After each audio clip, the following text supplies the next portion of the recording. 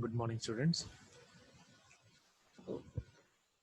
Today we are going to discuss the next part of our first unit, which is nothing but the standard tooth profiles or systems. So basically, we do have these four standard tooth profiles, okay, out of which we will see one by one system. Okay, so very first, this is what is the first composite system. This type of profile is made with an circular arcs at the top and at the bottom portion. This middle portion is nothing but the straight line. Okay, as you can see from the figure. The straight portion corresponds to the involute profile. This is nothing but the involute profile. And the circular portion corresponds to the cycloidal profile. These kinds of profiles are used for the general purpose gears. Then above the pitch circle, its height is 1 module, and below the pitch circle, its height is 1.157 module. And this is what is the pitch, which is nothing but the pi into module. And the angle is nothing but the 14.5 degree. Okay. The next system is, this is called as an 14.14.5 degree composite system. Next is 14.5 full depth involute system. Okay, full depth involute system. This type of profile is made straight line. Okay, so here we have made straight line. Only the thing is that in this particular corner and in this particular corner, we are having the fillet arcs. Only fillet portion is given. Now you might understand what exactly the fillet is. You had seen there are some for the glass or for the some mirrors, we have sharp corners, isn't it? But to remove those sharp corners, we do fillet that particular mirror or an glass. Okay, so making an sharp corner into an curvature corner, that is nothing but the fillet. So that particular fillet, we are doing it over here and over here. Okay, this whole profile corresponds to an involute profile. Therefore, its manufacturing is quite easy, but on the same thing, they have the problem of an interference. Now, what is interference? That we will see in the upcoming lectures. Okay, this is what is all about 14.5 full depth involute system. Okay, now the next third system is 20-degree full depth involute system. Okay, here what change you can notice is angle is changed. Okay, now this type of profile is same as of 14.5 full depth involute system except the pressure angle. So both are same, only the pressure angle is changed. The increase of the pressure angle from 14.5 to the 20, it results in the stronger teeth. So whatever the teeth are there, they are becoming more stronger. And the tooth acting as an beam is a wider at the base. So at the base portion, this is becoming the wider one. Okay, these types of gears also have some interference problem, but if the number of teeth are less, then these kinds of problems are there. Okay, so this is what is the 20-degree full depth involute system. Next is the 20-degree stub involute system. Next is the 20-degree stub involute system. Here the problem of interference in the 20-degree full depth involute system is minimized by removing the extra addendum of the gear tooth which cause the interference. So here the height above the pitch line is 1 meter, 1 module. So that has been reduced to zero point 0.8 module. Okay, so that has been reduced. Similarly, the distance below the pitch line is nothing but the 1 module, which has been reduced from 1.15. Okay, so such a modified tooth profile is called as an stub tooth profile. These kinds of gears are used where heavy load applications are being there. So for heavy load applications, this 20-degree stub involute system is being used.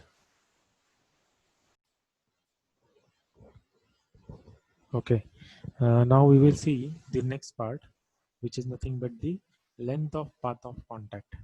Okay, which is nothing but the length of path of contact. So for that, we need this particular diagram. Okay, so let's understand what this particular diagram basically is.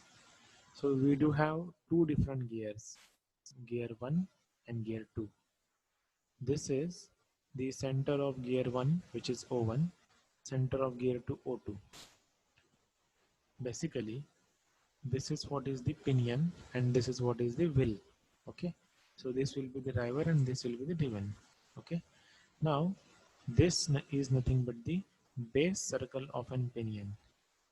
This is nothing but the base circle of an pinion. So this is what is the radius of an base circle of an pinion. Then this is the pitch circle of an pinion. So this is nothing but the radius of pitch circle of an pinion. Then this is what is the addendum circle of an pinion. So this is what is the radius of an addendum. Okay. Similarly, this is what is the base circle of an wheel. So this will be the radius of an base circle.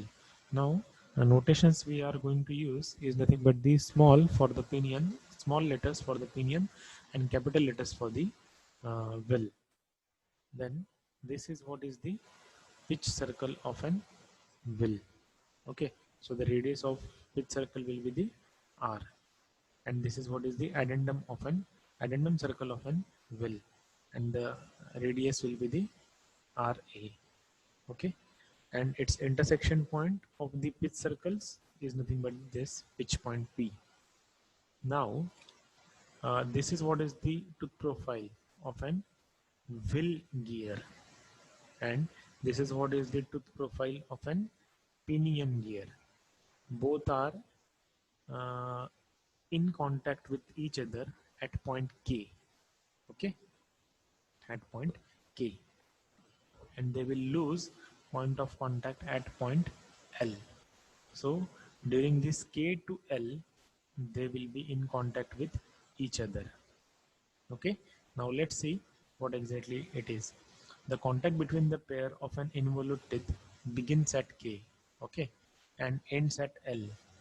Ends at L. Mn is the common normal at the point of contact.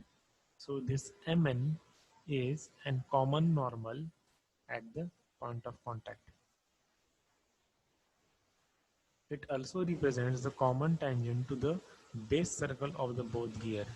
Now, similarly, if you see it, this Mn will be the tangent to the both the base circles. Okay, the point K is the intersection of an addendum circle. Please pay attention. In intersection of an addendum circle of the wheel with the common tangent of the base circle Mn. So it is the intersection of addendum circle of an wheel and common normal. Okay. The point L is the intersection of addendum circle of an pinion and the common normal Mn. Okay.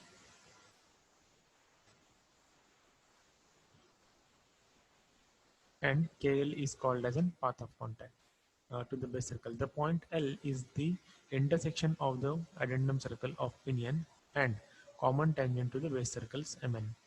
Mn and KL is called as path of contact. KL is called as path of contact. The path of contact KL is nothing but the sum of the portions of KP plus PL. So it is nothing but the KP plus PL. The portion of path of contact KP is known as path of approach. What it is? It is nothing but the path of approach. Then PL is known as path of recess. So PL is nothing but the path of recess. Now next is pressure angle. So here we can see that the pressure angle. It is defined as the angle between the common normal at the point of contact Mn and the common tangent to the pitch circles at the pitch point Tt. So it is the angle between this common tangent and this common normal. That is nothing but the pressure angle. Okay. Now we had discussed this. R is nothing but small r is nothing but the pitch circle radius of the pinion. Capital R is the pitch circle radius of the will. Small rb is base circle radius of pinion. Capital RB is the base circle radius of the will. RA is nothing but the addendum circle of the radius of the pinion, and RA is nothing but the addendum radius of the will. So after the solution of the derivation, what we get is nothing but the length of path of approach Kp is equal to under root of Ra square minus R square into cos square phi minus R into sin phi. So this is what is the formula for length of path of approach. Then length of path of recess PL is equal to under root of RA square minus R square into cos square phi minus R into sin phi. Okay.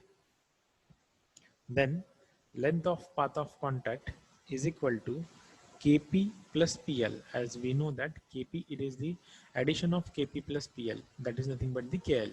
Okay, so its total formula will be under root of Ra square minus R square cos square phi plus under root of R Ra square minus R square cos square phi minus in bracket capital R plus small r bracket complete into sin phi. So this is what is the formula for length of path of contact. Okay. Next is length of arc of contact. So the arc of contact is the path traced by the point on the pitch circle from the beginning to the end of engagement of two meshing teeth. The arc GPH. So arc GPH is nothing but the length of arc of contact. Okay, GPS is called as an arc of contact. So arc GPS divided into two parts, that is arc G to P and arc P to H. So arc GP is called as an arc of approach and arc PH is called as an arc of recess. So arc of approach is equal to Kp upon cos phi and arc of recess is equal to PL upon cos phi. If we want to calculate the length of arc of contact, then it will be Kp upon cos phi plus PL upon cos phi. Okay. Next is contact ratio. Contact ratio or the number of pairs of teeth which are in contact. So it is calculated as contact ratio is equal to length of arc of contact upon circular pitch, and this circular pitch is nothing but the phi into m. Okay. Hence the contact ratio is usually a real number and its value lies between the 1 to 2. When contact ratio is equal to 1, it means that only one gear pair of the teeth of two mating gears are in contact, or will occupy the entire arc GPH. When contact ratio is 1.4, it means that when one pair of teeth of two meshing gear will just entering into the engagement, the preceding pair of the teeth is still in the contact. Thus, for the short spell of time, two pairs of the teeth will remain in contact with each other. So this is what is the uh, contact ratio. That's it for this particular lecture. We'll see the next part in the next lecture. Thank you so much. All the best.